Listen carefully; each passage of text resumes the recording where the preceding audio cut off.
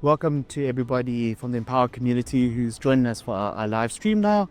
I think this will also be recorded, hopefully, so we'll be able to, show this to anyone who joins in later. And so if you're watching this on the recording, thanks so much for taking the time. Today you're with me, Greg, CEO of Empowa. Glenn is off at meetings, so it will just be me and Allan, the developer. And we're at one of our sites, 127 Kaya, which is a development we're doing in conjunction with Browncap. And this development is still in the construction phase. So today we'll be walking around the building site. If you have any questions during the live stream, feel free to add them as comments and I will answer them or try and kind of show you aspects of the site that might be interesting. To start off with, I thought it might be quite nice for us to have just a look at the neighborhood. So I'm going to turn my camera around and yeah, here you can see the neighborhood. What you're seeing is a lot of kind of informal traders that are quite common and popular in Nairobi. Many of these informal traders would represent potential customers for ourselves and for the rent to own contracts, as despite them, earning well, they of course will not qualify for a formal mortgage if they don't have formal income. Here are some of the kind of neighboring buildings, so you can get a sense of the neighborhood. All of them generally will be affordable housing in this part of town. But, so kind of as we spin around, you can start to see after the 127 Kaya building. Browncap has 3 buildings, which we have kind of different levels of interest in. One is 127 Imola, which is completed and has tenants moving in. This is 127 Kaya, which is in the kind of construction phase. And then of course we have 127 Rosebank, which is kind of much earlier in the construction nowadays, so maybe a little bit less interesting to do a tour of, but hopefully by the next time we're back in Nairobi, we can do a tour. Here is Allan, the CEO and founder of Browncap, and he's going to be taking us on our tour today. Allan, do you want to say hi to the community? Yeah. So yeah, Allan will be showing us around the building, and I will attempt to both live stream and walk around the construction site without tripping. Cool. All right. So, yeah, Allan, if you could just let us know some of what we're looking at. Yeah, sure. So this is an affordable housing project. We have 63 houses, 1 bedroom and what before 2 units.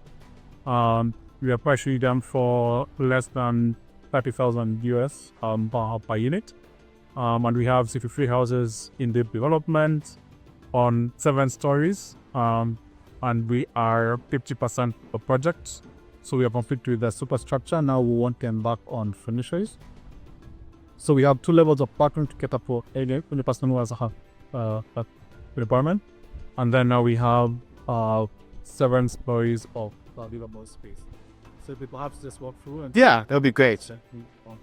Cool. Yeah. Okay, off we go. So we have 2 lift staircases. Sorry, 1 lift and then 2 staircases on either side.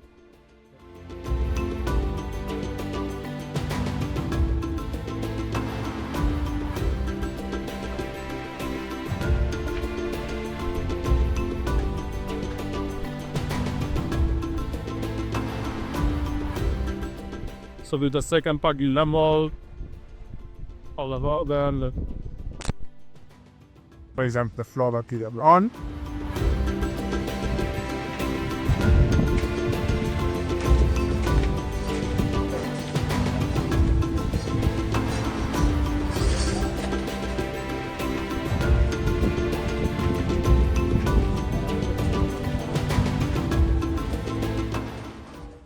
It's a busy site, a very round site.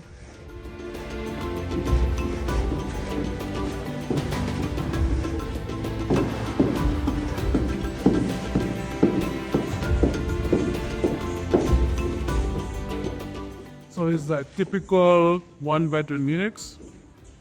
It's about 40 square meters. And you have the living area here, where Greg is standing is the kitchen area. Is a small kitchen yard on one side.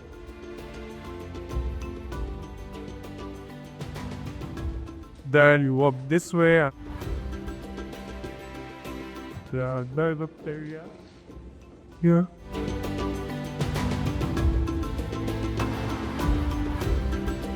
and then the balcony area, the park. So this would be a one bedroom, right? The 1 bedroom unit, about 40 square meters, which translates to around about 420 square meters. Okay. Yeah. Yeah. And 40 square meters, is that fairly standard in Nairobi for? Yeah, so for 1 bedroom, they can range from 35 square meters to 40 square meters, depending on the location that you're building it.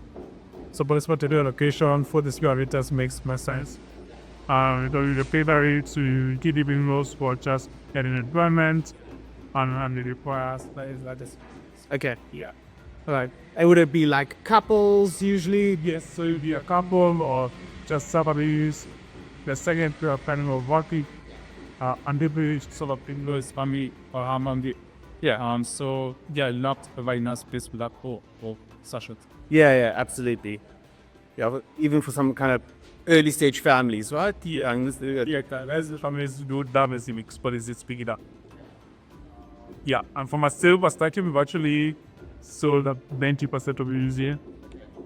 Just because the demand rates and long-term okay are very strong.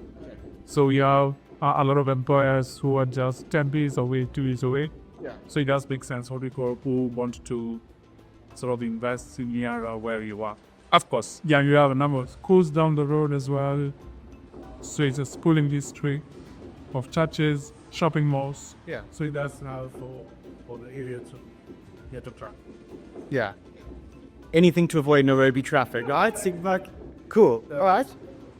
Well, yeah. Let's maybe we can. I mean, if there's a studio, we can also potential studio in there.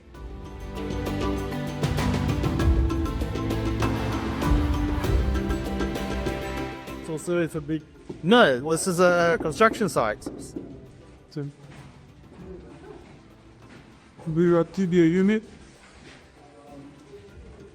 22 square meters, just sufficient for a bachelor. Yeah. Or a speedster. So the best area is easily in there. You can have a seat here and a table. That's going to be the TV wall, and then the kitchen area will be on this side. And the bathroom on this side. Okay. Yeah. So it's pretty decent from a rental perspective. You can be able to fetch the bill for how much? I think it's about $30 a month. Okay. Yeah, so it's not too. Yes, that is affordable, right? Yeah, even by Kenyan standards, that's Sorry, $50. $50. Okay. Okay. Yeah. Cool.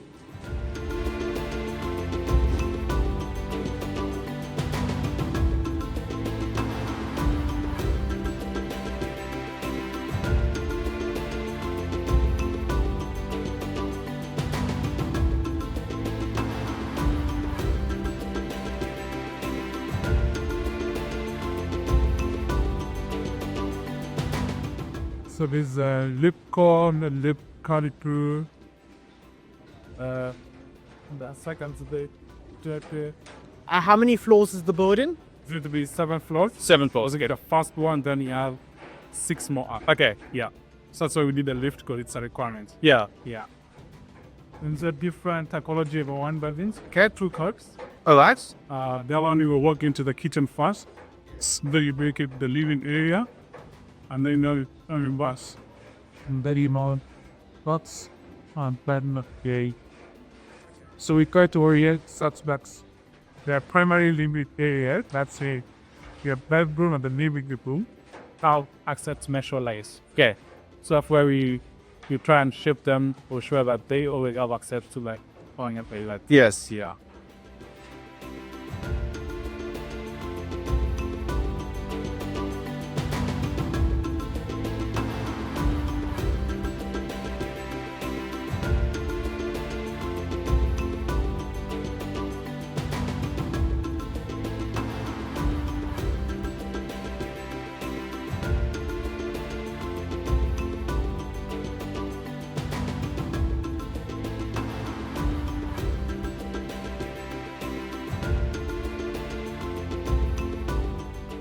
Yeah. If anyone has any kind of comments or questions, obviously feel free to send them through, and we can try and address them now. the place that I look through in terms of what's happening. Yeah, that would be great. Thanks.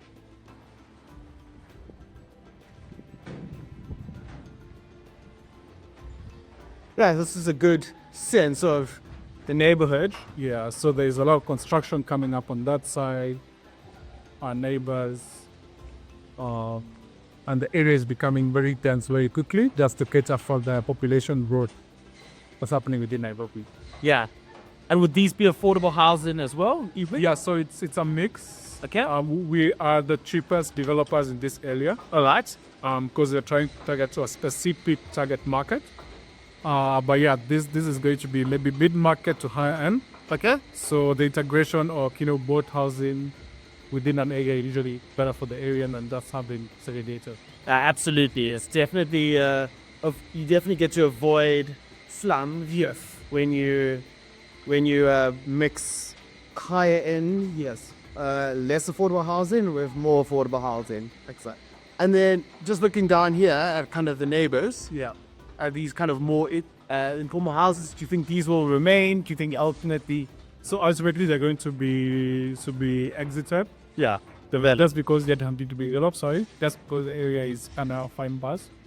So most of these landowners are actually been approaching us developers in terms of, do you guys have additional capital to do buildings on their parcel, their land? So they're going to be going in a couple of years. Yeah. And typically, I think it's not uncommon for this to become a joint venture where maybe they supply the land, you come on as a constructor, and then you both realize the maximum value. Absolutely. Yeah. Yeah, so what happens actually, because sometimes if that's Escrow land, they actually want to do joint venture. Yeah, so that they can be able to get like a share of units. Yeah. And most of the time it's like 10%, 5% of the units. Yeah. So they can have like that long term income earning themselves. And I suppose they would then also get a unit potentially in the final project. Exactly. So their housing gets improved. Yes. From where they're living right now, something a bit more, much more formal, much more kind of climate resilience. Definitely. I'm not necessarily sure if they will have running water always. And Yes. So it's definitely a step up from where they are actually. To clean water, reliable power, like more durable materials used to build the houses. Because now it's like iron shape, rusted iron shape. And maybe just quite for interest's sake, you spoke the last time you were here about the requirements to have store water on site. Yes.